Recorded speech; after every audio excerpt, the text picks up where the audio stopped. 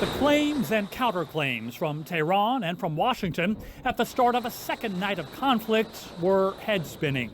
Not long after having ordered a fresh round of strikes on Iran late Wednesday, President Donald Trump told Fox News that he spoke directly with the Iranians, who asked him to call the strikes off. And not long after, U.S. CENTCOM said the strikes on Iran's military infrastructure had ended.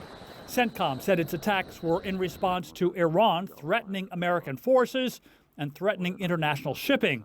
But Iran's leadership told state media that there was no contact with Trump, called that a false claim, and said Trump just made it up as cover to avoid more war with Iran. And Iran's Revolutionary Guard claimed that 18 major U.S. military targets were hit at bases in Kuwait and Bahrain.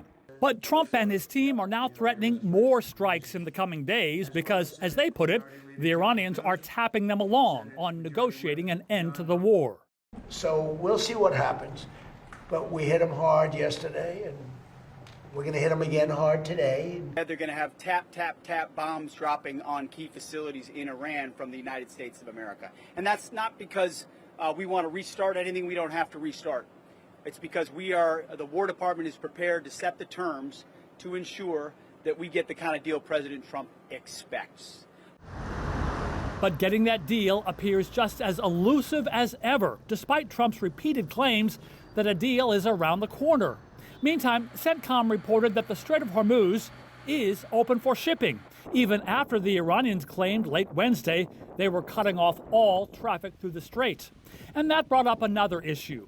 Trump said a secret mission that he launched last month has allowed the U.S. military to escort tankers through the strait unimpeded, resulting in 100 million barrels of oil making their way to market.